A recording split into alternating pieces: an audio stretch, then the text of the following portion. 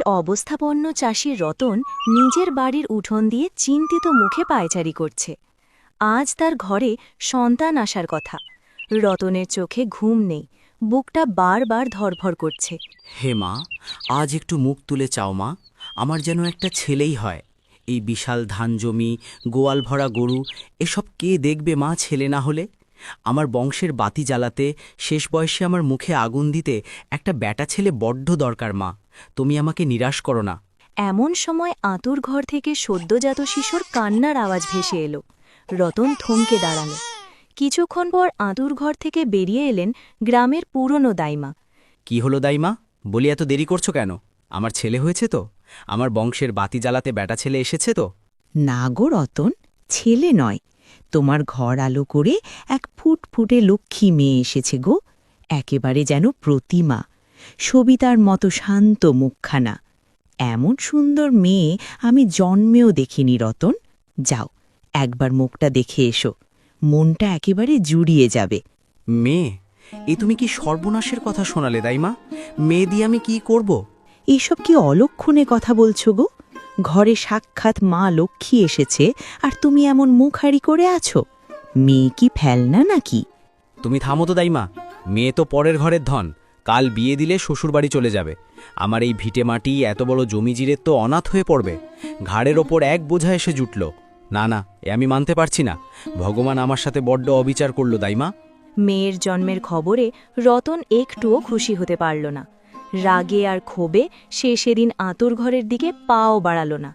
নিজের জন্ম দেওয়া মেয়ের মুখখানা একবার ভালো করে দেখার ইচ্ছেও তার হল না। অন্যদিকে মিটমিটো প্রদীপের আলোয় বুকের মাঝে একরত্তি মেয়েকে জড়িয়ে ধরে চোখের জল ফেলছিল রতনের স্ত্রী সবিতা। সে স্বামীর রাগের কথা খুব ভালো করেই জানত। তোর বাবা তোকে একবার দেখতেও এলো না রে মা। সে যে একটা ছেলে চেয়েছিল, আমার কপালটাই পোড়া। আজ থেকে আমি তোর নাম রাখলাম তিথি। ভগবান যেন তোকে মানুষের মতো মানুষ করে তোলার শক্তি আমাকে দেন মা। সবিতার চোখের জলে ভিজে গেল ছোট্ট তিথির গাল। জন্মের প্রথম দিন থেকেই বাবার ভালোবাসা আর আদর থেকে একেবারে বঞ্চিত হয়ে এই পৃথিবীতে নিজের যাত্রা শুরু করল ছোট্ট তিথি। ওদিকে রতনের মনে একটা ছেলে পাওয়ার জেদ আরও গভীর হয়ে বসে গেল। দেখতে দেখতে 5টা বছর কেটে গেল। ছোট্ট তিথির বয়স এখন 5 বছর, কিন্তু সবিতার কোলে আর কোনো সন্তান এলো না। রতন ছেলের আশায় দিন দিন প্রায় পাগল হয়ে উঠছিল। আর কতকাল আমি ওই মেয়ের মুখ দেখে দিন কাটাবো? 5টা বছর কেটে গেল, তোর কোলে একটা ব্যাটা ছেলে এলো না সবিতা। আমার এই সংসারের জোয়াল এবার কে টানবে? ওগো, অমন করে বলো না। আমাদের তিথি তো একেবারে মা লক্ষ্মীর মতো। ওকেই আমরা ছেলের মতো করে মানুষ করব গো। থাম তুই। মেয়ে কখনো ছেলে হয় নাকি? গ্রামের 5 জন তো হাটে মাঠে আমাকে বাঝা বউয়ের স্বামী বলে খোটা দেয়। আমি আর সব সহ্য করব না। শেষমেশ গ্রামের মাতব্বরদের কথায় রতন কমলা নামের এক অল্প বয়সী মহিলাকে দ্বিতীয় বিয়ে করে ঘরে আনল। নতুন বউ ঘরে আসতেই সবিতার কপাল একেবারে পুড়ল। এই বিশাল ধান জমি, এত বড় মাটির বাড়ি, এসবের মালকিন এখন থেকে শুধু আমি। ওই সতীন আর ওর অলক্ষণে মেয়েকে যে করেই হোক এই বাড়ি থেকে তাড়াতে হবে, নইলে আমার কোনো দামই থাকবে না। কমলার 2 চোখের বিষ ছিল শান্ত স্বভাবের সবিতা আর ছোট্ট তিথি। রতনের মন জয় করে কমলা সারাদিন সবিতাকে দাসীর মতো খাটাতে শুরু করল। বলি ও বড়দি, বেলা যে দুপুর গড়িয়ে গেল, এখনো তোমার গোয়ালঘর পরিষ্কার করা হয়নি? নবাবের বেটির মতো বসে থাকলে আমার সংসারে কিন্তু দুবেলা ভাত জুটবে না বলে দিলাম। এই তো ছোট, বাসনগুলো মেজেই আমি গোয়ালঘরে যাচ্ছি। উনুনে ভাত বসানো আছে। তিথিটার বড্ড খিদে পেয়েছে তো, তাই ভাবলাম। খিদে পেয়েছে তো আমি কি করব? বসে বসে গিলতে তো সবাই পারে। আগে উঠোন ঝাড়ু দাও, গরুকে জাবনা দাও, তারপর মা মেয়ের ভাত জুটবে। মা, আমার যে বড্ড খিদে পেয়েছে মা, কাল রাত থেকেও তো পেটে কিছু পড়েনি। ওরে বাপরে, মেয়ের কথার ছিঁড়ি দেখো। যেমন মা তেমনি তার অলক্ষণে মেয়ে। যা বলছি চুপচাপ তাই করো, নইলে আজ রাতেও মা মেয়েকে উপোস করে থাকতে হবে।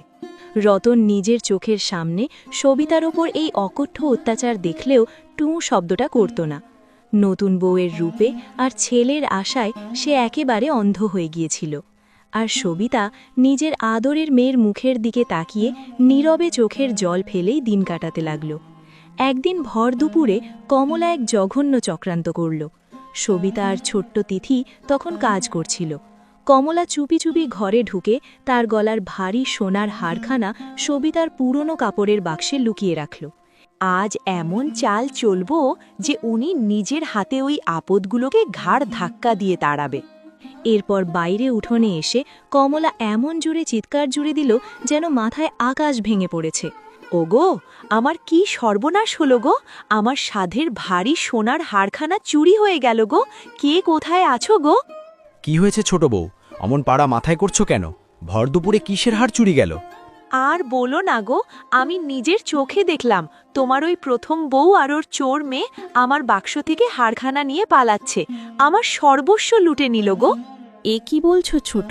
আমি তো সেই সকাল থেকে গোয়াল ঘরে গরুর গোবর ভাটছে। আমি কখন তোমার ঘরে গেলাম? ওরে বাপরে, চুরি করে আবার সাজু সাজা হচ্ছে! আমি নিজের চোখে দেখেছি ওই অলক্ষণে মেয়েকে দিয়ে হার চুরি করিয়ে তোমার ওই পুরনো ভাঙা বাক্সে লুকিয়ে রেখেছ। না গো, বিশ্বাস করো, আমরা চুরি করিনি। ছোট বউ একেবারে ডাহা মিথ্যে কথা বলছে। আমরা গরিব হতে পারি, ছেঁড়া কাপড় পরতে পারি, কিন্তু চোর নই গো। বাবা, আমি আর মা তো গোয়াল ঘরেই ছিলাম। আমরা ছোট মায়ের ঘরে একদম যাইনি বাবা।